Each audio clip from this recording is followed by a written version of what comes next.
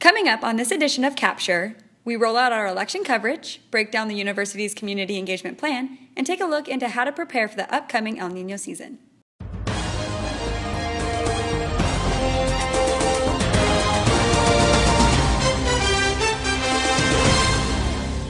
Hello, and welcome to this edition of Capture. I'm Kellen Struxma, Editor-in-Chief of the Clause and today's guest host.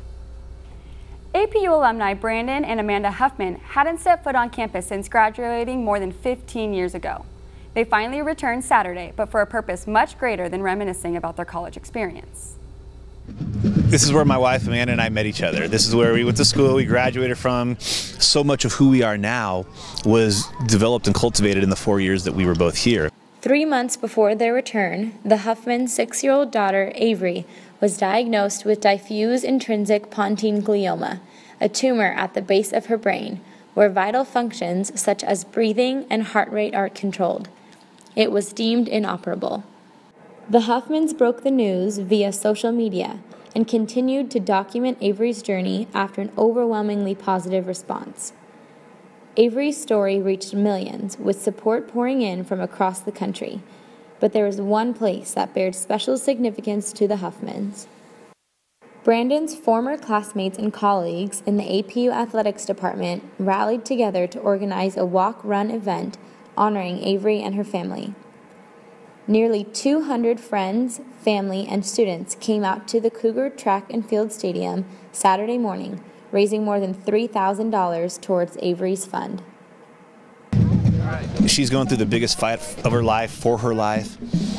Radiation, treatments, stuff that has knocked down grown men and grown women. And here's this little 6-year-old girl fighting it bravely each day and not going, why is this happening to me? Just, all right, I'll figure out a way to make this work. It was named the first annual Avery Strong Fun Run, inspired by the hashtag communicating the attitude of the young girl who has taken on life's most unexpected curveball so bravely. It's raising awareness of a cancer that most people don't even know exists, and now we're becoming way too familiar with it.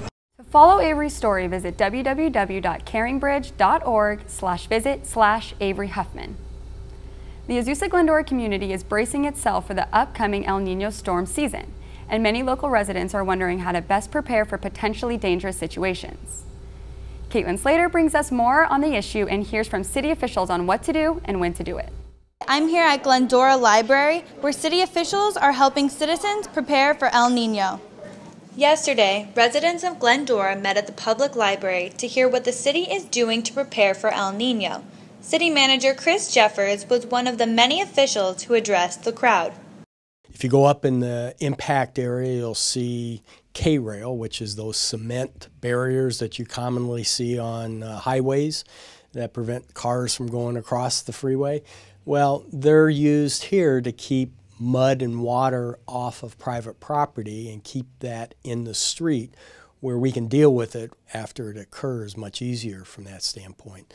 We have worked with residents to get sandbags. To date, we've given over 80,000 sandbags out over the last year and a half.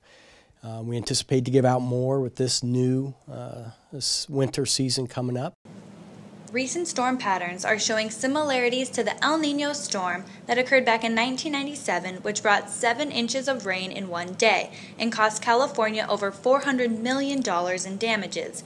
Although the rainfall can be difficult to predict, meteorologist Mark Jackson breaks down the likely forecast. We look at our El Nino conditions that we have, and when we compare what we're expecting these El Nino conditions and how they'll evolve over the winter, and we compare that to what's happened in the past with other years and winters where we've had these similar type of El Nino conditions, then the odds are, at least with these kind of conditions, that we'll have above normal precipitation.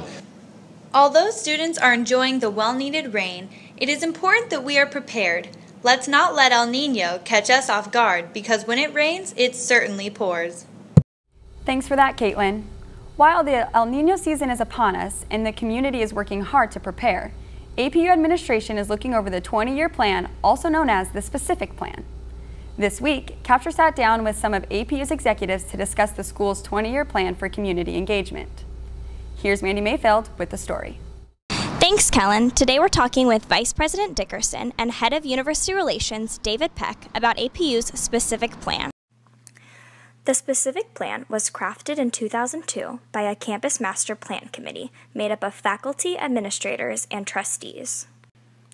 After 3 years of development and modifications, the plan was finally authorized in October of 2005. The plan consists of multiple volumes of text and blueprints of possible future developments for APU's campus. The Specific Plan was a document that was actually crafted with the community and city of Azusa back in 2002 as a guiding official document that gave direction for the university's growth. Being that we are a decade into the plan, executives are asking the committee to consider a revision. And in fact, at this point, we've asked the Space Committee to take a fresh look, since we're a decade into the plan, to take a new look to see what's changed, what would be appropriate in terms of revising the plan. And at that point, we'll have to go back through and do the same kind of process, go through the, talk to the community, talk to faculty, staff, and students, and then get the City Council to ultimately approve it. Thanks for that, Mandy. And now moving on to national news. As the nation recovers from last week's tragic shooting at Umpqua Community College, which claimed the lives of 10, including the shooter, many are asking, what if? To look further into the possibility of an on-campus shooter at APU, Capture connected with the Department of Campus Safety to see what plan is in place should there ever be an active shooter. To see the plan, visit apu.edu/response. Students can learn more about how to respond to the situation from the video, Surviving an Active Shooter, which is available on YouTube. Over the summer, a huge controversy started when videos surfaced of Planned Parenthood employees allegedly preparing aborted fetal body parts to sell. Planned Parenthood is a women's health services organization that receives government funding. The organization denied the legitimacy of the videos, but Republicans are pushing to defund it. The issue is being debated at the House of Representatives. In the sessions on September 29th, the president of Planned Parenthood, Cecil Richards, was questioned for 5 hours about the funds. The organization's 2014 annual report shows that it received $528.4 million from the government. By law, the funds cannot be used for abortions, and Planned Parenthood says abortions are only 3% of its services. Presidential candidates such as Jeb Bush and Donald Trump want to defund it, while candidates such as Hillary Clinton and Bernie Sanders support the organization. Finally today, the last semester, Katie's broke news on One Stop's new phone number. This time, they're back again with even more groundbreaking news from the office. Back in the Situation Room of APU with hardcore breaking news for everyone's favorite office on campus, One Stop. For more on this story, let's take it to Katie. Katie? Thanks, Katie. APU One Stop now has a Twitter. It's shocking, I know. And if you follow them at APU One Stop by October 15th, you could be entered to win a $250 gift card to the bookstore. You wanted that APU's Best Grandpa t-shirt? It's yours. Want your 18th copy of Jesus Calling? It's yours. An adult-sized onesie that says I Heart the Cougars? It's yours. For more on this story, let's take it to Katie. Katie? Thanks, Katie. Katie, we've been poring over One Stop's Twitter feed and picked out the best for you. Why did Freddy Cougar cross the road? Because Chick-fil-A is delicious. With great power comes great electricity bill. SoCal Edison. One Stop is now your one stop for all social media needs. So remember, stay updated, stay entertained, all in one place. This year, Capture is looking forward to working with the Claws to take a deeper look into what's happening at APU. Be sure to stay tuned with Capture and pick up your copy of the Claws on Wednesdays. Please remember to like our Facebook page and follow us on Instagram and Twitter at APU Capture. That's all we have today for this edition of Capture.